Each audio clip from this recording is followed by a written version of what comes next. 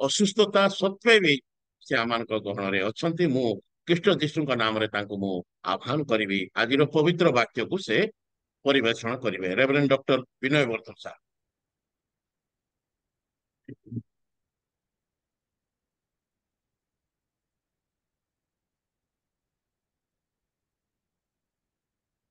ସମସ୍ତଙ୍କୁ ମୋର ନମସ୍କାର। ନମସ୍କାର। ଆଶା କରୁଛି ଶୁଭୁଛି ସମସ୍ତଙ୍କୁ। ଆଜ୍ଞା ଶୁଭା ଯାଉଛି। ଧନ୍ୟବାଦ। ମୋର ଭିଡିଓ କଣ ଅଫ୍ ହେଇଛି? ଆଜ୍ଞା ଅଫ୍ ହେଇଛି ସାର୍। ହଁ, ସେ ଲେଖୁଛି ହୋଷ୍ଟ ଷ୍ଟପ୍ କରିଛନ୍ତି ବୋଲି। ଦେଖନ୍ତୁ କିଏ ହୋଷ୍ଟ ଅଛନ୍ତି। ହଁ yes। ହେଲା, ହଁ ଥ୍ୟାଙ୍କ ୟୁ ଠିକ ଅଛି। Thank you. ହଁ, ପ୍ରଭୁଙ୍କ ମହାନାମର ଧନ୍ୟବାଦ ହଉ। ପ୍ରଭୁ ଅନୁଗ୍ରହ କଲେ ଆଜି ଆପଣମାନଙ୍କ ଗହଣକୁ ଆସିବା ପାଇଁ ସୁଯୋଗ ଦେଲେ। ଆଜିର ଏହି ସକାଳ ସମୟରେ ତାଙ୍କରି ଚରଣ ତଳେ ବସି ପ୍ରଭୁଙ୍କର ବାକ୍ୟ ପରିବେଷଣ କରିବା ପାଇଁ। ଯଦିଓ ମୋ ଦେହ ଅସୁସ୍ଥ ଅଛି, ଶରୀର ଅସୁସ୍ଥ ଅଛି, ଦୁର୍ବଳ ଅନୁଭବ କରୁଛି, ତଥାପି ମୁଁ ଧନ୍ୟବାଦ ଦେଉଛି ଆପଣମାନେ ମୋ ପାଇଁ ପ୍ରାର୍ଥନା କରିଛନ୍ତି। ଆଉ ମୁଁ ଆପଣମାନଙ୍କ ସମ୍ମୁଖକୁ ଆସିପାରିଛି। ପ୍ରଭୁ ଆମମାନଙ୍କୁ ଏହି ଦଶମ ମାସ ପର୍ଯ୍ୟନ୍ତ ପଢେଇ ଆଣିଲେ। ପ୍ରତ୍ୟେକଟି ମାସ, ଏଇ 24 ମସିହାର ପ୍ରତ୍ୟେକଟି ମାସ ପ୍ରଭୁ ଆମମାନଙ୍କୁ ଧରି ରଖିଲେ। ପ୍ରତ୍ୟେକଟି ଦିନ, ପ୍ରତ୍ୟେକଟି ସପ୍ତାହ ପ୍ରଭୁ ଆମମାନଙ୍କ ସହିତ ରହିଲେ ଏବଂ ଆମମାନଙ୍କୁ ସେ ତାଙ୍କରି ଗୌରବ ପାଇଁ ବ୍ୟବହାର କରୁଛନ୍ତି। କେତେ ଘାତ ପ୍ରତିଘାତ, କେତେ ସମସ୍ୟା, କେତେ ଅଭାବ ଅସୁବିଧା, ରୋଗ ବ୍ୟାଧି, ବିଭିନ୍ନ ପ୍ରକାର ପରିସ୍ଥିତି ହେଲେ ମଧ୍ୟ ପ୍ରଭୁ ଆମମାନଙ୍କୁ ସେ ସମସ୍ତରୁ ରକ୍ଷା କରି କଢେଇ ଆଣୁଥିବାରୁ ଆମେ ପ୍ରଭୁଙ୍କୁ ଧନ୍ୟବାଦ ଦେଉ। ଧନ୍ୟବାଦ ଦଉଛି ପ୍ରତ୍ୟେକ ମାସର ପ୍ରଥମ ସପ୍ତାହରେ ଆପଣମାନେ ସେରଙ୍କ ଭେଟଘାଟର ପ୍ରତ୍ୟେକ ମତେ ଏଇ ସୁନ୍ଦର ସୁଯୋଗ ଦେଉଛନ୍ତି। ତେବେ ମୁଁ ଗତ 3 ମାସ ମାନେ କୋଉ ବିଷୟରେ ଶୁଣିଲୁ, ତାର ଯଦି ମନେ ଅଛି, ଜୁଲାଇ ମାସରେ ଆମେ କୋଉ ଟପିକ ଉପରେ ଅଳ୍ପ ସମୟ ଆମେ ଧ୍ୟାନ କରିଥିଲୁ। ଜୁଲାଇ ମାସରେ ଆମେ ପାପର ବେତନ ମୃତ୍ୟୁ, ଏ ପାପର ବେତନ ଉପରେ ଆମେ ଅଳ୍ପ ସମୟ ଚିନ୍ତା କରିଥିଲୁ। ଏବଂ ଅଗଷ୍ଟ ମାସରେ ସ୍ଵାଧୀନତା, ଯେହେତୁ ଅଗଷ୍ଟ 15 ସ୍ଵାଧୀନତା ଦିବସ, ସେଥିପାଇଁ ଆମେ ସ୍ଵାଧୀନ ବିଷୟରେ ଆଲୋଚନା କରିଥିଲୁ। ଏବଂ ସେପ୍ଟେମ୍ବର ମାସ, ଗତ ମାସ ଆମେ କୋଉ ବିଷୟରେ ଚିନ୍ତା କରିଥିଲୁ? ଯଦି କିଛି କାହାର ମନେ ଅଛି, ଗତ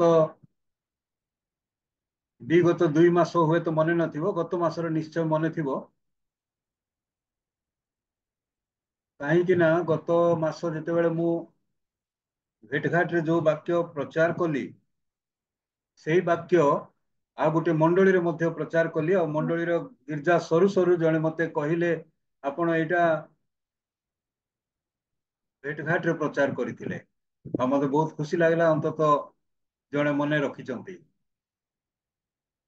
ଆଉ ପ୍ରତ୍ୟେକ ମାସରେ ଯୋଉ ଟପିକଟି ମୁଁ ନିଏ, ସେଇ ଟପିକ ବିଭିନ୍ନ ମଣ୍ଡଳୀରେ, ସେ ମାସରେ ମତେ ଯୋଉ ମଣ୍ଡଳୀ ମାନଙ୍କରେ ସୁଯୋଗ ମିଳେ, ଆଉ ମୁଁ ସେଇ ମଣ୍ଡଳୀ ମାନଙ୍କ ତା ପ୍ରଚାର କରେ।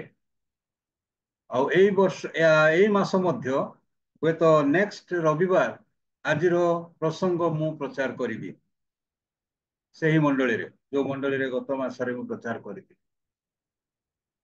ଚେଷ୍ଟା କରୁଛି ମୁଁ ସେଇ ବିଷୟ ପ୍ରଚାର କରିବା ପାଇଁ। ତେବେ ଗତ ମାସ ସେପ୍ଟେମ୍ବର ମାସରେ ଆମେ ଯୋଉ ଅଂଶଟି ଉପରେ ଚିନ୍ତା କରିଥିଲୁ, ତାହା ଥିଲା କ୍ଷାନ୍ତ ହୁଅ, ନୀରବ ହୁଅ, ବି ଷ୍ଟିଲ୍। ଏବଂ ଏଇ ମାସ ଆଜିର ପ୍ରସଙ୍ଗ ହଉଛି ନିଷ୍କପଟ ଓଷ୍ଠ। ନିଷ୍କପଟ ଓଠ, ଆମର ସାଧାରଣ ଭାଷାରେ ଆମମାନଙ୍କର ଓଠ। ଯଦି ଆମେ ତାକୁ ବୁଝିବା, ଯୋଉ ଓଠରେ ଆମମାନଙ୍କର କଥା ଉଚ୍ଚାରଣ ହୁଏ, ଆଉ ସେଇ ଉପରେ ଆମେ ଆଜି ନିଷ୍କପଟ ଓଠ। ଆଉ ପ୍ରଭୁଙ୍କ ମହାନାମର ଧନ୍ୟବାଦ ହଉ। ଯେ ପ୍ରଭୁ ପରମେଶ୍ୱର ଜଗତକୁ ଅତି ସୁନ୍ଦର ଭାବରେ ସୃଷ୍ଟି କଲେ। ଜଗତକୁ ଯେତେବେଳେ ଆମେ ଦେଖୁ, ଜଗତ ଅତି ସୁନ୍ଦର, ମନୋରମ, ଚମତ୍କାର, ଯାହା ଆମର ଦୃଷ୍ଟିଗୋଚର ହେଉଛି, ସେ ସମସ୍ତ ବିଷୟକୁ ଯେତେବେଳେ ଆମେ ଦେଖୁ, ପ୍ରଭୁଙ୍କର ସୃଷ୍ଟି ଆଶ୍ଚର୍ଯ୍ୟ ଲାଗେ। ଏ ସମସ୍ତ ଆଶ୍ଚର୍ଯ୍ୟ ସୃଷ୍ଟି ମଧ୍ୟରେ ପରମେଶ୍ୱର ଆପଣଙ୍କୁ ପୁଣି ମତେ ମନୁଷ୍ୟକୁ ଅତି ଚମତ୍କାର ଭାବରେ ସେ ସୃଷ୍ଟି କରିଛନ୍ତି। ଆମମାନଙ୍କର ପ୍ରତ୍ୟେକଟି ଅଙ୍ଗ ପ୍ରତ୍ୟଙ୍ଗ, ଆମମାନଙ୍କର ପ୍ରତ୍ୟେକଟି ଶରୀରର କୋଉ ସ୍ଥାନରେ କଣ ରଖାଯିବ, ତାହାର ସେ ପରିକଳ୍ପନା କରି ଆମମାନଙ୍କୁ ସେ ସୃଷ୍ଟି କରିଛନ୍ତି। ସେ ମନୁଷ୍ୟକୁ ଆପଣାର ସାଦୃଶ୍ୟରେ, ଆପଣାର ପ୍ରତିମୂର୍ତ୍ତିରେ ସେ ସୃଷ୍ଟି କଲେ। ଆମେ ଯେତେବେଳେ ଦେଖୁ, ନିଜକୁ ଦେଖୁ, ନିଜର ଶରୀରକୁ ଦେଖୁ, ଆମମାନଙ୍କ ଶରୀର ମଧ୍ୟରେ ବିଭିନ୍ନ ପ୍ରକାର ଅଙ୍ଗ ପ୍ରତ୍ୟଙ୍ଗ ରହିଛି। ଆଉ ପ୍ରତ୍ୟେକଟି ଅଙ୍ଗ ପ୍ରତ୍ୟଙ୍ଗକୁ ସେ ଏପରି ଭାବରେ ଖଞ୍ଜିଛନ୍ତି ଯେପରି ଶରୀର ସୁନ୍ଦର ଦେଖାଯିବ। ଶରୀର ସୁନ୍ଦର ଦେଖାଯିବ, ସେଥିପାଇଁ ସେ ବିଭିନ୍ନ ଭାବରେ ତାକୁ ବିଭିନ୍ନ ସ୍ଥାନରେ ଖଞ୍ଜିଛନ୍ତି ଏବଂ କାହାକୁ କି ପ୍ରକାର ରଙ୍ଗ ଦେଇ ସେ କରିଛନ୍ତି, ସୃଷ୍ଟି କରିଛନ୍ତି। ପ୍ରିୟମାନେ, ଆମମାନେ ଯେତେବେଳେ ଆମମାନଙ୍କର ମୁଖମଣ୍ଡଳକୁ ଦେଖୁ, ଆଉ ଏଇ ମୁଖମଣ୍ଡଳ ମଧ୍ୟରେ ସେ ଆଖି, କାନ, ନାକ, ପାଟି ଓ ଆଜିର ଯୋଉ ପ୍ରସଙ୍ଗ ଅଛି ଓଠକୁ ସେ ନିର୍ମାଣ କରିଛନ୍ତି। ମୁଖ ମଧ୍ୟରେ ସେ ଓଠକୁ ମଧ୍ୟ ରଖିଛନ୍ତି। ଯୋଉ ଓଠ ଦୁଇଟି ଆଉ ସେମାନେ ଭାଷା ଉଚ୍ଚାରଣ କରନ୍ତି। ଏଇ ଓଠ ଉପରେ ଆମେ ଆଜି ଅଳ୍ପ ସମୟ ଚିନ୍ତା କରିବା। ଆମମାନଙ୍କୁ ପ୍ରଭୁ ଯୋଉ ଓଠ ଦେଇଛନ୍ତି, ଆଜି ଯଦି କେହି ପଢିବେ ଗୀତ ସଂହିତା ତାର 17 ଅଧ୍ୟାୟ 1 ପଦ ହିଁ ପଢିବା। ଆମେ ଗୀତ ସଂହିତା 17 ପର୍ବ 1 ପଦ, କେଉଁ ଭାଇ କି ଭଉଣୀ ଯଦି ପଢିଦେବେ ଖୁସି ହୁଅନ୍ତି। ସଦାପ୍ରଭୁ, ନ୍ୟାୟବାଦ ଶୁଣ, ମୋ କାକୁତିରେ ମନୋଯୋଗ କର, ନିଷ୍କପଟ ଓଷ୍ଠରୁ ନିର୍ଗତ ମୋ ପ୍ରାର୍ଥନାରେ କର୍ଣ୍ଣପାତ କର। ଧନ୍ୟବାଦ। ଏଠି ଆମେ ଦେଖିଲୁ ତାର ଶେଷ ଅଂଶଟି, ନିଷ୍କପଟ ଓଷ୍ଠରୁ ନିର୍ଗତ ମୋ ପ୍ରାର୍ଥନାରେ କର୍ଣ୍ଣପାତ କର। ଦାଉଦ ଏହି ପ୍ରକାର ଭାବରେ ଲେଖୁଛନ୍ତି। ଦାଉଦଙ୍କର ପ୍ରାର୍ଥନା, ଆଉ ଏଇ ଯୋଉ ପ୍ରାର୍ଥନା ଯେତିକି ଆମେ ଏଇ ପର୍ବରେ ଦେଖିବା, ପ୍ରାର୍ଥନା ର ଗୋଟିଏ ଗୋଟିଏ ଅଂଶ ଗୁରୁତ୍ୱପୂର୍ଣ୍ଣ, ପ୍ରତ୍ୟେକଟି ବିଷୟ ଗୁରୁତ୍ୱପୂର୍ଣ୍ଣ ଅଟେ। ତେବେ ଏଇଠି ଆମେ ଦେଖୁଛୁ ଯେ ଦାଉଦ ଆରମ୍ଭ କରୁଛନ୍ତି, ନିଷ୍କପଟ ଓଷ୍ଠରୁ ନିର୍ଗତ ମୋ ପ୍ରାର୍ଥନାରେ କର୍ଣ୍ଣପାତ କର। ଅର୍ଥାତ୍ ଦାଉଦଙ୍କର ସେ ଓଷ୍ଠ ନିଷ୍କପଟ, କପଟ ହୀନ ଥିଲା, କପଟ ଶୂନ୍ୟ ଥିଲା। ସେ ଓଠରେ କୌଣସି କପଟତା ନଥିଲା, କୌଣସି ଛଳ ନଥିଲା, କୌଣସି ପ୍ରତାରଣା ନଥିଲା। ଅନେକ ସମୟରେ ଆମେ କଥା ଗୋଟିଏ କହୁ, କାର୍ଯ୍ୟ ଗୋଟିଏ କରୁ। ଏଇ ଓଠ ଗୋଟିଏ କଥା କହେ ଏବଂ ଅନ୍ୟ ପ୍ରକାର କାର୍ଯ୍ୟ କରେ। এই ওঠରୁ ନିର୍ଗତ କଥା, ଓଠରୁ ନିର୍ଗତ ଆଶା, ଓଠରୁ ନିର୍ଗତ ଆମର ପ୍ରତ୍ୟେକଟି ପ୍ରାର୍ଥନା, ଅନେକ ସମୟରେ ଏଇ ଓଠରୁ ଯୋଉ ନିର୍ଗତ ହେଇଥିବ ଅନେକଙ୍କ ହୃଦୟକୁ ବିଦୀର୍ଣ୍ଣ କରେ। ଅନେକ ସମୟରେ ଆମେ ତାକୁ ଜିଭ ସହିତ ତୁଳନା କରୁ। ଜିଭର କବାଟ ହଉଛି ଓଠ। ଓଠ ଯଦି ବନ୍ଦ ହେବ, ଜିଭ କିଛି କରିପାରିବନି। ଜିଭର କବାଟ ଓଷ୍ଠ। ଏଇ ଯୋଉ ଓଷ୍ଠ ପ୍ରଭୁ ସୃଷ୍ଟି କରିଛନ୍ତି, ମତେ ଲାଗିଲା ଆଜିକାଲି ଯେତେବେଳେ ଆମେ ଦେଖୁ ଯେ ଯୋଉ ସୁନ୍ଦର ସୃଷ୍ଟି ପ୍ରଭୁ କରିଛନ୍ତି, ଆମମାନଙ୍କୁ ଯୋଉ ରୂପରେ ଆମମାନଙ୍କୁ ସୃଷ୍ଟି କରିଛନ୍ତି, ଆମମାନଙ୍କ ଚେହେରାକୁ ଯେତେବେଳେ ପ୍ରଭୁ ଅବାକୁ ଆଦମଙ୍କ ନିକଟକୁ ଆଣୁଛନ୍ତି, ହୁଏତ ଯେମିତି ସେ ସୃଷ୍ଟି କଲେ ସେମିତି ଆଣିଲେ। ତାଙ୍କୁ ପାଉଡର ଫାଉଡର ଲଗେଇ ନାହାନ୍ତି ହବାଙ୍କୁ। ହବାଙ୍କର ଆଉ ଆଇବ୍ରୋ ସାଇଜ କରିନାହାନ୍ତି, ଅବାଙ୍କର ଓଠରେ ଲିପଷ୍ଟିକ ଲଗେଇ ନାହାନ୍ତି, ଅବାଙ୍କର କାନରେ କୌଣସି ବିଷ ସେ ପିନ୍ଧେଇ ନାହାନ୍ତି।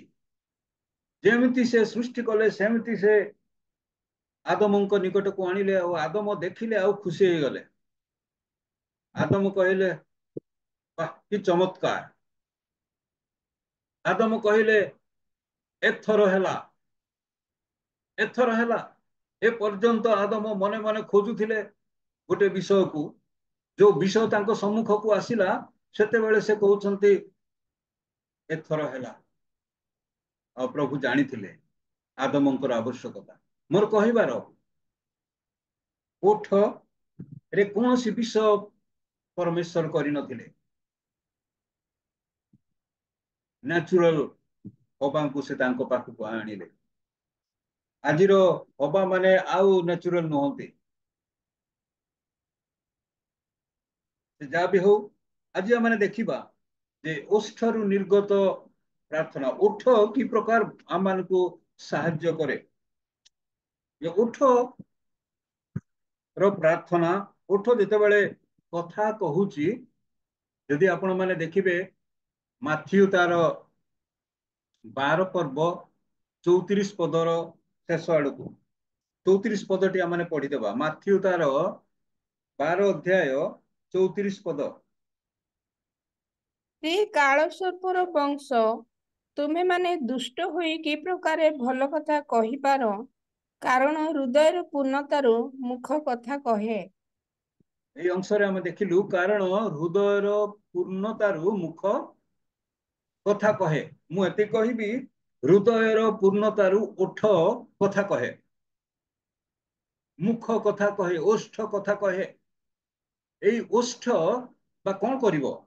ହୃଦୟର ପୂର୍ଣ୍ଣତା, ହୃଦୟର କପଟତା ଥିଲେ ସେ କଥା କହିବ, ହୃଦୟରେ ସରଳତା ଥିଲେ ସରଳ କଥା କହିବ, ହୃଦୟ ମଧ୍ୟରେ ଛଳ ଥିଲେ ଓଠ ଛଳର କଥା କହିବ।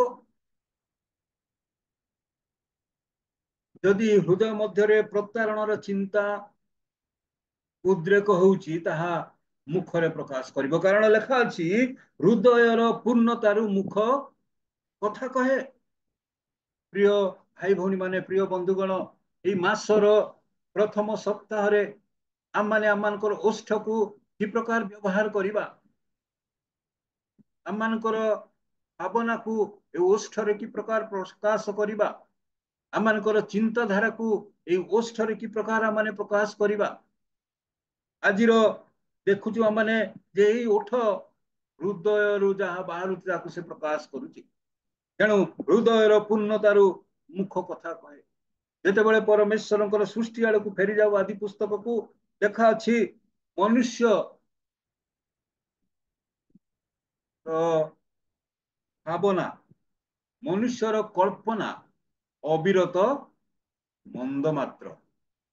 ଯଦି ଆପଣ ଦେଖିବେ 8 ପର୍ବ 21 ପଦ ଆଦି ପୁସ୍ତକ, ଯଦ୍ୟପି ବାଲ୍ୟ କାଳ ଠାରୁ ମନୁଷ୍ୟର ମନର କଳ୍ପନା ମନ୍ଦ, ମନୁଷ୍ୟର ମନର କଳ୍ପନା ମନ୍ଦ। এই ମନ୍ଦ କଳ୍ପନା ସେ କଣ କରେ? ଓଷ୍ଠରେ ପ୍ରକାଶ କରେ।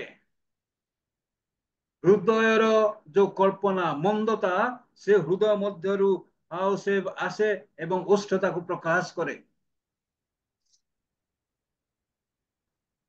ପ୍ରିୟ ମାନେ, এই ଓଷ୍ଠ এই ମନ୍ଦ କଥା ପ୍ରକାଶ କରେ। ଦାଉଦ କହୁଛନ୍ତି, ନିଷ୍କପଟ ଓଷ୍ଠରୁ ନିର୍ଗତ ପ୍ରାର୍ଥନା। ଓଠ କଣ ନିଷ୍କପଟ କି? ହୃଦୟ ନିଷ୍କପଟ। ଓଠ ତାକୁ ପ୍ରକାଶ କରୁଛି। ଯଦି ମନୁଷ୍ୟର ଅନ୍ତଃକରଣ ମନ୍ଦ, ତାର ଭାବନା ମନ୍ଦ, କଳ୍ପନା ମନ୍ଦ, ତାହେଲେ ସେ କିପରି ନିଷ୍କପଟ ବିଷୟ ଓଷ୍ଠରେ ପ୍ରକାଶ କରିବ?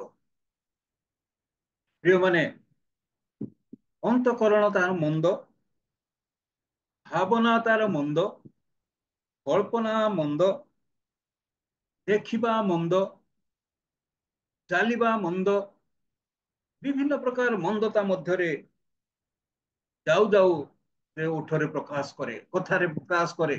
ଆଉ ଆଜି ଏହି ସ୍ଥାନରେ ଆମେ ଦେଖୁଅଛୁ ए समस्त मध्यरे ओठ कि प्रकार निष्कपट कथा प्रकाश करि पारिबो किंतु दाऊद कहउछंती निष्कपट ओष्ठर निर्गत प्रार्थना आमे जते बेले पुरातन नियम को जाऊ प्रथम सामुएल तार एक पर्व रे आमे जते बेले देखिबा हान्नार प्रार्थना एक वेदनार प्रार्थना हृदय विदारक प्रार्थना हृदय भांगी जाउथिबा प्रार्थना हृदयर क्रंदनर प्रार्थना जेतेबेले से प्रार्थना करूचंती एलिजा जग देखुचंती जे स्त्री लोक माताल हेचंती ए महिला जनक ए सकाळ सकाळ समय रे पी की आसीचंती द्राक्षा रसर मत होइचंती कारण हान्नार प्रार्थना शब्द विहीन प्रार्थना केवल लेखा जाए केवल तांकर कोन ओष्ठ हलुथिला ए जो ओष्ठरु निर्गत प्रार्थना से दिन परमेश्वर निकट रे ग्राह्य होई अछि हालेलुया हालेलुया हान्नांकर ସେହି ଓଠରୁ ନିର୍ଗତ ପ୍ରାର୍ଥନା ହୃଦୟର ବେଦନାର ପ୍ରାର୍ଥନା ହୃଦୟର କ୍ରନ୍ଦନର ପ୍ରାର୍ଥନା परमेश्वर निकट ग्राह्य होइछि अनेक समय माने बेसी जोर रे पाटी कले प्रभु सुनिबे किंतु प्रभु आपणकर हृदय को देखंती आपणकर ओष्ठरु निर्गत प्रार्थना निष्कपट हेबा आवश्यक आपणकर ओठरु बाहरुथिबा कथा प्रेम हेबा आवश्यक आपणकर ओष्ठरु बाहरुथिबा भाषा अन्य को तुष्टि करुथिबा आवश्यक आपणकर नम्रतार भाषा ओष्ठरे प्रकाश पाइबो प्रिय माने हान्नार से दिन प्रार्थना पनिना हुए तो जेते बेले हान्ना सम्मुख को आसुची हान्ना को ए प्रकार भाव से कष्ट देउची जंत्रणा देउची ए प्रकार भाषा सबू हान्ना को सम्मुख से प्रयोग करुची जहा फल रे हान्ना भांगी पड़ुचंती हान्ना को हृदय विदीर्ण होउची स्वामी जेते स्नेह कले मध्य स्वामी जेते तांको प्रति व्यवहार कले मध्य से तृप्त नुहंती कारण पनिना तांको कष्ट देउची आ से जेते मंदिर आड़ को आसीचंती मंदिर रे केवल तांकर ओठ हलुची लेखा अछि हान्नांकर ओष्ठ हलुथिला यदि आपण पुरातन नियम को जिबे जिसाय तार 5 पर्व 6 पदरे जो 5 पर्व 6 पर्व 5 पदरु आमने पढ़िबा जिसाय तार 5 अध्याय झियो को झियो जण पढ़ एणु एबे शुण मु 6 आपणा अध्याय 6 अध्याय 5 पद के- तेबे मु कहिली हाय हाय मु नष्ट हेली कारण मु असुचि ओष्ठाधर विशिष्ट मनुष्य हाँ ओ मु असुचि ओष्ठादर विशिष्ट मनुष्य निजकू जिसाय देखुचंती जे मु असुचि ओष्ठादर विशिष्ट मनुष्य हाँ मु असुचि ओष्ठाधर विशिष्ट गोष्ठी मध्यरे बास करूअछि मु असुचि ओष्ठादर विशिष्ट गोष्ठी मध्यरे आमे जो गोष्ठी रे आमे जो समाज रे बास करूचु समस्ते असुचि ओष्ठाधर विशिष्ट गोष्ठी असुचि ओष्ठाधर विशिष्ट समाज এই সমাজ মধ্যে আমি বাস করুছু এই গোষ্ঠী মধ্যে আমি বাস করুছু যিশা কହୁଛନ୍ତି হায় হায় মু নষ্ট হেলি কারণ মু নিজে অসুচি ওষ্ঠাদর বিশিষ্ট মনুষ্য প্রিয় মানে ଆପଣଙ୍କର ଓଷ୍ଠ ସୂଚି କି ଆଜି ଆପଣଙ୍କର ଓଷ୍ଠକୁ ଆପଣ ସମୀକ୍ଷା କରନ୍ତୁ ମୋର ଓଷ୍ଠ ସୂଚି କି ସେଦିନ ଯିଶାୟ ଦେଖିଲେ ନିଜକୁ, ଯିଶାୟ ନିଜକୁ ଦେଖିଲେ। ଆଉ ଯେତେବେଳେ ଆଉ ସେ ନିଜକୁ ସମୀକ୍ଷା କଲେ, ଦେଖିଲେ, ସ୍ୱୀକାର କଲେ, ସେତେବେଳେ ଆସିଲା, ଲେଖା ଅଛି 7 ପଦରେ, ପୁଣି ସେ ତଦ୍ୱାରା ମୋର ମୁଖ ସ୍ପର୍ଶ କରି କହିଲେ, ଦେଖ, ଏହା ତୁମ୍ଭ ଓଷ୍ଠାଧରକୁ ସ୍ପର୍ଶ କରିଅଛି। ତାଙ୍କର ଓଠକୁ ସ୍ପର୍ଶ କରିଛି। କଣ ସ୍ପର୍ଶ କରିଛି? ତାଙ୍କ ହସ୍ତରେ ଖଣ୍ଡେ ଜ୍ୱଳନ୍ତ ଅଙ୍ଗାର ଥିଲା। ସେ ଯଜ୍ଞ ବେଦୀରୁ ଚିମିଟା ଦ୍ୱାରା ତାହା ଆଣିଥିଲେ ଏବଂ ଯିଶାୟଙ୍କର ଓଷ୍ଠକୁ ଦୂତ ସ୍ପର୍ଶ କଲେ। ଓଠକୁ ସ୍ପର୍ଶ କଲେ ସେଇ ଚିମୁଟା ଦ୍ୱାରା ଆଣିଥିବା ଅଙ୍ଗାର, ଜ୍ୱଳନ୍ତ ଅଙ୍ଗାର, ସେ ପବିତ୍ର ଆତ୍ମା ରୂପ ଅଗ୍ନି ଆପଣଙ୍କର ଓଠକୁ ସ୍ପର୍ଶ କରିବ। ସେଦିନ ଆପଣଙ୍କର ଓଷ୍ଠ ସ୍ପର୍ଶ କରିବା ଦ୍ୱାରା ଆପଣଙ୍କର ଓଷ୍ଠ ଶୁଚି ହେବ। ଆଉ ସେ ପରମେଶ୍ୱରଙ୍କୁ ଦେଖୁଛନ୍ତି, ଆଉ ପରମେଶ୍ୱରଙ୍କୁ କହୁଛନ୍ତି ଯେ ବର୍ତ୍ତମାନ ନିଜକୁ ଦେଖିଲେ ଏବଂ କହିଲେ, ମୁଁ ଅଛି, ମତେ ପଠାଅ। ସେ ରେଡି ହେଇଗଲେ, ପ୍ରସ୍ତୁତ ହେଇଗଲେ। ଯେତେବେଳେ ତାର ସ୍ପର୍ଶତା ସେ ପାଇଲେ, ଓଠର ସ୍ପର୍ଶତା। ପ୍ରିୟମାନେ, ଆଜି ଆମେ ଯେତେବେଳେ ଦେଖୁ, ପ୍ରଭୁ ସେଦିନ ହାନ୍ନାଙ୍କୁ ଓଠ ହଲୁଥିବାର ଦେଖିଲେ, ଏଲି ତାଙ୍କର ଓଠ ହଲୁଥିବାର ଦେଖିଲେ, ଏବଂ ମନୁଷ୍ୟ ଭାବରେ ଏଲି ତାଙ୍କ ବିଷୟରେ ବିଭିନ୍ନ ପ୍ରକାର କଥା କହିଲେ। କିନ୍ତୁ ଓଠର ସେଇ ପ୍ରାର୍ଥନା ପ୍ରଭୁ ଗ୍ରହଣ କରିଛନ୍ତି। ହାନ୍ନାଙ୍କର ଓଷ୍ଠରୁ ନିର୍ଗତ ପ୍ରାର୍ଥନା ପ୍ରଭୁ ଗ୍ରହଣ କରିଛନ୍ତି। ଆଜି ଯିଶାୟଙ୍କର ସ୍ୱୀକାରୋକ୍ତି, ସେ ନିଜକୁ ଦେଖୁଛନ୍ତି ସେ ଅଶୁଚି ଓଷ୍ଠାଦର ବିଶିଷ୍ଟ ମନୁଷ୍ୟ। ତେଣୁ ଆପଣ ମୁଁ ଆଜି ଆମ ମନକୁ ସଫା ନିର୍ମଳ ରଖିବା ଉଚିତ। ଆମମାନଙ୍କ ଚିନ୍ତାଧାରାକୁ ଠିକ କରିବାକୁ ହବ, ଆମମାନଙ୍କର ଭାବନାକୁ ପରିଷ୍କାର କରିବାକୁ ହବ, ଆମମାନଙ୍କର ସେ ମନ୍ଦ କଳ୍ପନାକୁ ଛାଡିବାକୁ ହେବ, ଯଦ୍ୱାରା ଆମମାନଙ୍କର ଓଷ୍ଠରୁ ନିର୍ଗତ ପ୍ରାର୍ଥନା ପ୍ରଭୁଙ୍କ ନିକଟରେ ଗ୍ରାହ୍ୟ ହବ, ପ୍ରଭୁ ଶୁଣିବେ। ଦାଉଦ କହନ୍ତି, ନିଷ୍କପଟ ଓଷ୍ଠରୁ ନିର୍ଗତ ପ୍ରାର୍ଥନା ପ୍ରଭୁ ଶୁଣିବେ। ଆମମାନଙ୍କର ଓଠ କି ପ୍ରକାର। ସେଥିପାଇଁ ସେଦିନ ସେ ହାନ୍ନା କହୁଛନ୍ତି, ମୁଁ କଣ କରୁଥିଲି?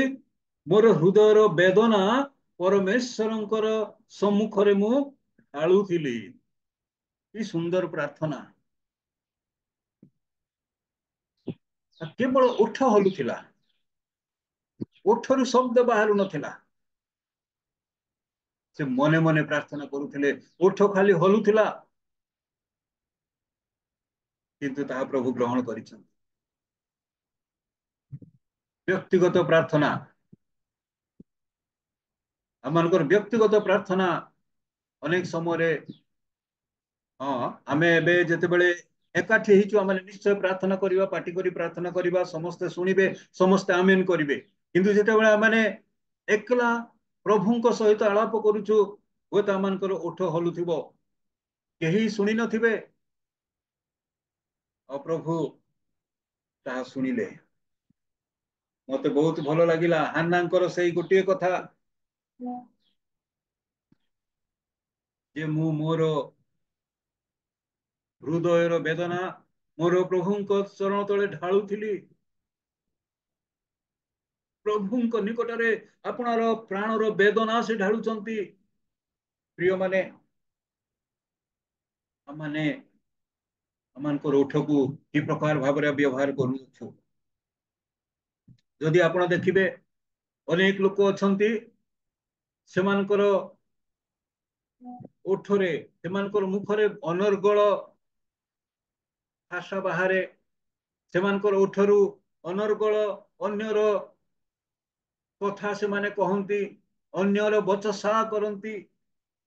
ଯଦି ଆପଣ ପଢିବେ ଗୀତ ସଂହିତା 140 ପର୍ବ 3 ପଦ, ମାତ୍ର ଦୁଷ୍ଟ ମାନଙ୍କ ଓଷ୍ଠାଧର ତଳେ କାଳ ସର୍ପର ଗରଳ ଥାଏ। ଯୋଉମାନେ ଦୁଷ୍ଟ, ଯୋଉମାନେ ଖ୍ରୀଷ୍ଟଙ୍କୁ ଜାଣି ନାହାନ୍ତି, ଯୋଉମାନେ ଈଶ୍ୱରଙ୍କର ହେଇନାହାନ୍ତି, ଯୋଉମାନେ ପ୍ରଭୁଙ୍କୁ ଗ୍ରହଣ କରିନାହାନ୍ତି, ସେଇ ପ୍ରକାର ବ୍ୟକ୍ତି ମାନଙ୍କର ଓଷ୍ଠାଧର ତଳେ କଣ ଥାଏ?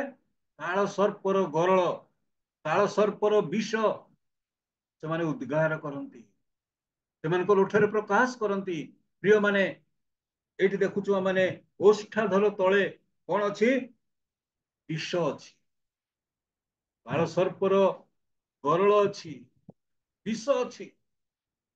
ଆଜି ପ୍ରଭୁଙ୍କ ଲୋକମାନଙ୍କର ମଧ୍ୟ ଓଠ ତଳେ, ଓଷ୍ଠ ତଳେ ଏଇ କାଳ ସର୍ପର ବିଷ ସବୁ ରହିଅଛି। ସେମାନେ ଉଦ୍ଗାର କରନ୍ତି, ଅନ୍ୟର ହୃଦୟକୁ କଷ୍ଟ ଦିଅନ୍ତି, ଅନ୍ୟର ହୃଦୟକୁ ଭାଙ୍ଗି ପକାନ୍ତି। ସେଦିନ ପନିନା ହାନ୍ନାର ହୃଦୟକୁ ଭାଙ୍ଗି ପକାଉଥିଲେ, ଚୁରମାର କରିଦଉଥିଲେ। ଆଜି ମଧ୍ୟ ଅନେକ ସେଇ ପ୍ରକାର ହୃଦୟ ନେଇ ଆମେ, ସେଇ ପ୍ରକାର ଉଠ ନେଇ ଆମେ ଆସିଛୁ। ତେଣୁ ଦାଉଦ କହନ୍ତି, ହେ ସଦା ପ୍ରଭୁ, ମୋ ମୁଖ ଆଗରେ ପ୍ରହରୀ ନିଯୁକ୍ତ କର। ମୁଖ ଆଗରେ କଣ ରଖ? ପ୍ରହରୀ। ଗୀତ ସଂହିତା 141 ପଦରେ এই ପ୍ରକାର ଲେଖା ଅଛି ଯେ ହେ ସଦା ପ୍ରଭୁ, ମୋ ମୁଖ ଆଗରେ ପ୍ରହରୀ ନିଯୁକ୍ତ କର, ମୋ ଓଷ୍ଠାଧରର କବାଟ ରକ୍ଷା କର। ହାଲେଲୁୟା। ମୋ ଓଷ୍ଠାଧରର କବାଟକୁ ରକ୍ଷା କର। ଦାଉଦ ଏହି ପ୍ରକାର କହୁଛନ୍ତି 141 ଗୀତ ତାର 3 ପଦ। ହେ ସଦାପ୍ରଭୁ, ମୋ ମୁଖ ଆଗରେ ପ୍ରହରୀ ନିଯୁକ୍ତ କର, ମୋ ଓଷ୍ଠାଧରର କବାଟ ରକ୍ଷା କର। ମୋ ଓଷ୍ଠାଧରର କବାଟ ରକ୍ଷା କର। ଓଷ୍ଠାଧରରେ କୋଉଠି କବାଟ ଅଛି ବାବୁ? ପ୍ରିୟ ଭାଇ ଭଉଣୀ ମାନେ, ଦାଉଦ ଏହି ପ୍ରକାର କହନ୍ତି, ମୋ ଓଷ୍ଠାଧରର କବାଟକୁ ରକ୍ଷା କର। ଯଦି ମୋର ଓଷ୍ଠାଧର ତଳେ କାଳ ସର୍ପର ଗରଳ ଅଛି, ତାହା କେତେବେଳେ ଉଦ୍ଗାର କରିବ, କେତେବେଳେ କାହାକୁ ଆଘାତ କରିବ। ପ୍ରିୟ ମାନେ, ପ୍ରିୟ ଭାଇ ଭଉଣୀ ମାନେ, ଆମମାନଙ୍କର ଓଷ୍ଠାଧରକୁ ଆମେ ରକ୍ଷା କରିବା, ଆମମାନଙ୍କ ଓଷ୍ଠାଧରର କବାଟକୁ ରକ୍ଷା କରିବା ପାଇଁ ଆମେ ସଚେଷ୍ଟିତ ହେବା, ନିଜ ନିଜକୁ ସଂଯମ କରିବା। ଯେହେତୁ ଆମମାନଙ୍କର ଓଷ୍ଠାଧର ଈଶ୍ୱରଙ୍କର ପ୍ରଶଂସା ଉଚ୍ଚାରଣ କରୁ, କେବଳ ଈଶ୍ୱରଙ୍କର ପ୍ରଶଂସା ଉଚ୍ଚାରଣ କରୁ। 119 171 ଗୀତରେ, 119 ଗୀତ 171 ପଦ ଆମେ ପଢିବା ନାହିଁ। ହିତୋପଦେଶ ତାର 10 ପର୍ବ 32 ପଦରେ ଆମେ ଗୋଟିଏ କଥା ଦେଖିବା। ଝିଅଟିକୁ ପଢିଦେବ। ହିତୋପଦେଶ 10 ପର୍ବ 32 ପଦ। କାହିଁକି ନା ମୋ ସମୟ ହେଇଗଲା, ମୁଁ ଖାଲି ପଦ ପଢି ଦେଇକି ଯିବି। ଘୂର୍ଣ୍ଣିବାୟୁ ବହିଲେ ଦୁଷ୍ଟ ଆଉ ନଥାଏ, ମାତ୍ର ଧାର୍ମିକ ଅନନ୍ତ କାଳ ସ୍ଥାୟୀ ଗୁଣଦୁଆ ସ୍ୱରୂପ। ହିତୋପଦେଶ 10 ପର୍ବର 25 ପଦ। 32 ପଦ, 32 10:32 ଅଛି କି? ଧାର୍ମିକର ଓଷ୍ଠାଧର ହଁ। ତୁଷ୍ଟିକର କଥା ଜାଣଏ, ମାତ୍ର ଦୁଷ୍ଟର ମୁଖ କୁଟିଳ କଥା କହଏ। ଧନ୍ୟବାଦ। ସେଇଟା ମୁଁ ଖୋଜୁଥିଲି। ଧାର୍ମିକର ଓଷ୍ଠାଧର ତୁଷ୍ଟିକର କଥା କହେ। କାହାର ଓଷ୍ଠାଧର? ଧାର୍ମିକର ଓଷ୍ଠାଧର। ପ୍ରଭୁ ଆପଣଙ୍କୁ ଧାର୍ମିକ ଗଣିତ କରିଅଛନ୍ତି, ପ୍ରଭୁ ଆପଣଙ୍କୁ ସୂଚୀ କରିଅଛନ୍ତି, ଧାର୍ମିକ କରିଅଛନ୍ତି। ଆଜି ପ୍ରତ୍ୟେକ ବିଶ୍ୱାସୀ ବିଶ୍ୱାସିନୀ ମାନଙ୍କ ଜୀବନରେ ତୁଷ୍ଟିକର କଥା ନିର୍ଗତ ହେଉ, ଅନ୍ୟର ତୁଷ୍ଟି ଜନ୍ମାଇଲା ଭଳି କଥା ନିର୍ଗତ ହେଉ। ଆଜି ଆମେ ଦେଖୁଛୁ ଧାର୍ମିକର ଓଷ୍ଠାଧରର ତୁଷ୍ଟିକର କଥା ଜାଣଇ, ମାତ୍ର ଦୁଷ୍ଟର ମୁଖ କୁଟିଳ କଥା କହଇ। ସେପରି 13 ପର୍ବ 3 ପଦ ଝିଅ। हम पढ़ी पढ़ी चली खाली पढ़ी आउ डेरी करवाने। ଯେଉଁ ଲୋକ ଆପଣା ମୁଖରେ ପ୍ରହରୀ ରଖେ ସେ ଆପଣା ପ୍ରାଣ ରକ୍ଷା କରେ, ମାତ୍ର ଯେ କେହି ଆପଣା ଓଷ୍ଠାଦର ବଡ଼ କରି ଫିଟାଏ ତାହାର ବିନାଶ ହେବ। विनाश हेबो। जे अपना मुख और जिह्वा को रक्षा करे से क्लेशर कौन हेबो अपना प्राण रक्षा करिबो। प्रिय माने जे अपना मुख और जिह्वा को अपना ओठ और जिह्वा को रक्षा करिबो से क्लेशर रक्षा पाइबो। अति सुंदर भावरे ए स्थान रे ए कथा माने देखुअछु। किंतु जे कही अपना ओष्ठाधर को बड़ करी फिटाए 13 पर्व 3 पद रे माने देखिबा। 13 पर्व 3 पद। ଯେଉଁ ଲୋକ ଆପଣା ମୁଖରେ ପ୍ରହରୀ ରଖେ ସେ ଆପଣା ପ୍ରାଣ ରକ୍ଷା କରେ, ମାତ୍ର ଯେ କେହି ଆପଣା ଓଷ୍ଠାଦର ବଡ଼ କରି ଫିଟାଏ ତାହାର ବିନାଶ ହେବ। हाँ मात्र जे कही अपना ओष्ठाधर बड़ करी कौन अच्छी बड़ करी ଫିଟାଏ फिटाए। जे अपना ओष्ठाधर को बड़ करी फिटाए ତାହାର ବିନାଶ ହେବ। तार विनाश हो। आमे मु थिली गोटे जगार अनुगुल गोटे गाँव रे आमे रहूतिलु। 85 रु 90 पर्यंत आमे से गाँव रे थिलु सुसमाचार कार्य रे। आ जेते बेले आमे से गाँव रे थिलु से गाँव रे आम घर सामना रे आम सेंटर सामना रे गोटे परिवार थिले। आ से परिवार रो स्त्री तांकर ओष्ठाधर सबु बेले से बड़ करी फिटाए। सबु बेले कहा ना कहा सांगरे सारा गोटे लागिथिबो। कहा को हेले गोटे कोन कथा से कहि देइथिबो। आ लोके ताकू देखिला माने से जदी पानी के आसला माने कुआरे के नथिबे समस्त आस्ते की पळैथिबे। तार मुख को से कोन करिवो बड़ करी फिटौथिबो। आ समस्त ताकू घृणा करन। प्रिय माने आसु आमने निज निज को संयत करिबा। अपना ओठ को आमने बड़ करी फिटेइबा नाही। से दिन हान्ना को परी आमानकर ओठ को व्यवहार करिबा। से दिन जीसा को परी आमानकर ओठ को समर्पण करिबा। आमानकर ओठर असुचिता को आमने अनुभव करिबा। आमने जीसाय तार 29 पर्व 13 पद पढ़िबा। खाली पढ़ी दउची मु शेष करबी 7:30 रे सेति पय झियोटी पढ़िबो कि जीसाय 29 पर्व 13 पदटे पढ़िबा। ଦରିଦ୍ର ଓ ଉପଦ୍ରବୀ ଏକତ୍ର ମିଳନ୍ତି, ସଦାପ୍ରଭୁ ଉଭୟର ଚକ୍ଷୁ ଦୀପ୍ତିମାନ କରନ୍ତି। 29 पर्व जीसाय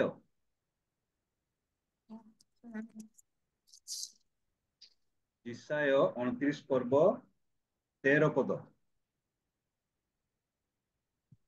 ଆହୁରି ପ୍ରଭୁ କହିଲେ, ଏହି ଲୋକମାନେ ଆମ୍ଭର ନିକଟବର୍ତ୍ତୀ ହୁଅନ୍ତି ଓ ସେମାନେ ଆପଣା ଆପଣା ମୁଖରେ ଓ ଓଷ୍ଠାଘରରେ ଆମ୍ଭର ସମ୍ମାନ କରନ୍ତି, ମାତ୍ର ସେମାନେ ଆପଣା ଆପଣା ଅନ୍ତଃକରଣ ଆମ୍ଭଠାରୁ ଦୂରରେ ରଖିଅଛନ୍ତି ଓ हाँ बस सेतिकी थाओ। सेमाने मात्र सेमाने अपना अपना अंतकरण आंभ ठारू दूर रे रखी अछंती। ता पूर्व अपना अपना मुखरे ओष्ठाधर रे आंबर सम्मान करंती। मुखरे ओष्ठाधर रे सम्मान करंती। गिरजा को आसंती ओष्ठरे हालेलुया प्रेज द लॉर्ड। गिरजा रे तो बहुत धार्मिक। गिरजा सरी गला परे बस सेमानको पई कथा लेखा अछि। सेमाने अपना अपना अंतकरण आंबठार दूर रे रखी अछंती। ओष्ठाधर रे सेमाने स्वीकार करूछंती। ओष्ठाधर रे हालेलुया प्रेज द लॉर्ड। ओष्ठाधर रे सेमाने प्रभुंकर प्रशंसा। एते सुंदर प्रार्थना, एते सुंदर सजई की प्रार्थना, साहित्य प्रार्थना, किंतु अंतकरण लेखुचंती आंभो ठारू दूर रे रखी अछन। प्रिय माने आज आमानकर अंतकरण तांको ठारू दूर रे अछि कि तांको सहित अछि। आज आमानकर ओठ सूची भाषा उच्चारण करूची निजକୁ समीक्षा करिबा। एब्री तार 13 पर्व 15 पद अछि। आउ थरे पढ एब्री व्यस्त होनी एटा शेष पद ଏବ୍ରି 10 ପର୍ବର 13 पर्वर 15 पद। ଏଣୁ ଆସ ତାହାଙ୍କ ଦ୍ୱାରା ଆମ୍ଭେମାନେ ଈଶ୍ୱରଙ୍କ ଉଦ୍ଦେଶ୍ୟରେ ପ୍ରଶଂସା ରୂପ ବଳି ଅର୍ଥାତ୍ ତାହାଙ୍କ ନାମ ସ୍ୱୀକାରକାରୀ ଓଷ୍ଠାଧରର ଫଳ ନିତ୍ୟ ଉତ୍ସର୍ଗ କରୁ। हाँ धन्यवाद। ଏଠି ଲେଖା ଅଛି ତାହାଙ୍କ ନାମ ସ୍ୱୀକାରକାରୀ ଓଷ୍ଠାଧରର ଫଳ ନିତ୍ୟ ପ୍ରଭୁଙ୍କ ନିକଟରେ ଉତ୍ସର୍ଗ କରୁ। ତାର ପରବର୍ତ୍ତୀ ଦିଶା ପୁସ୍ତକରେ ଆମେ ଦେଖିଲୁ ଅନ୍ତକରଣ ସବୁଠାରୁ କପଟମୟ। ଏଇଠି ଦେଖା ଅଛି ସେମାନଙ୍କର ଅନ୍ତକରଣ ଆମ୍ଭଠାରୁ ଦୂରରେ ରଖି ଅଛନ୍ତି। ମୁଖରେ ଓଷ୍ଠରେ ସେମାନେ ସ୍ୱୀକାର କରନ୍ତି, ପ୍ରଶଂସା କରନ୍ତି, ସମ୍ମାନ କରନ୍ତି, କିନ୍ତୁ ହୃଦୟ ଆମ୍ଭଠାରୁ ଦୂରରେ। ଏବଂ ତା ପରବର୍ତ୍ତୀ ସମୟରେ ଓଷ୍ଠାଧରର କଣ ଈଶ୍ୱରଙ୍କ ନାମକୁ ସ୍ୱୀକାର କରି ଓଷ୍ଠାଧରର ଫଳ ଆମେ ପ୍ରଭୁଙ୍କ ନିକଟରେ ଉତ୍ସର୍ଗ କରିବା। ଏଣୁ ଆମ୍ଭେମାନେ ନିଷ୍କପଟ ଓଷ୍ଠରେ, ନିଷ୍କପଟ ହୃଦୟରେ, ନିଷ୍କପଟ ମନରେ, ନିଷ୍କପଟ ଆତ୍ମାରେ, ନିଷ୍କପଟ ଅନ୍ତକରଣରେ ତାହାଙ୍କ ନିକଟରେ ପ୍ରାର୍ଥନା କରିବା। ତାହେଲେ ସେ ଆମ୍ଭମାନଙ୍କର ପ୍ରାର୍ଥନାରେ କର୍ଣ୍ଣପାତ କରିବେ। ଆମମାନଙ୍କ ପ୍ରାର୍ଥନାରେ ସେ କର୍ଣ୍ଣପାତ କରିବେ ଏବଂ ଆମମାନଙ୍କର ପ୍ରାର୍ଥନାର ଉତ୍ତର ଦେବେ। ଆମମାନଙ୍କ ପ୍ରାର୍ଥନାର ଉତ୍ତର ଦେବେ। ଦାଉଦ କହନ୍ତି, ହେ ସଦା ପ୍ରଭୁ, हे सदा प्रभु न्यायवाद शुण, मो काकुक्ति मन जोग कर, मो निष्कपट ओष्ठर निर्गत प्रार्थना रे कर्णपात कर। से कर्णपात करिवे जदि आपणकर ओष्ठाधर निष्कपट प्रार्थना उच्चारण करिवो, निष्कपट कथा उच्चारण करिवो। सेथिपाई निष्कपट ओठरे, निष्कपट हृदय, निष्कपट मनरे, निष्कपट आत्मारे, निष्कपट अंतकरण रे आपण प्रार्थना उत्सर्ग करू। प्रभु प्रार्थना सुनिबे आ प्रभु आपणकर प्रार्थनार उत्तर देबे। लेखा अछि से कर्णपात करिवे। एणु जो काकुक्ति आपण करिवे, से दिन हान्ना जो काकुक्ति कले, जो प्रकार प्रार्थना कले, से प्रभु ताहा सुनिले। प्रभु आमानकु आज सकाळ समय एई मासर प्रारंभरू आमानकर ओष्ठ को सजाड़िबा, आमानकर हृदय को सजाड़िबा, आमानकर मन को सजाड़िबा एवं ए ओष्ठरू निर्गत जो प्रार्थना निवेदन प्रभु निकट रखिबा। प्रभु ताहा सुनिबे, उत्तर देबे, आशीर्वाद करिवे। व्यक्तिगत भाव में, पारिवारिक भाव में, मांडलिक भाव में आमान को आशीर्वाद करी तांकरी गौरव पाई व्यवहार करिवे। प्रभु हम समस्त को आशीर्वाद करंतु। आमेन आमेन। प्रभु को दासन को मु धन्यवाद ज्ञापन करी।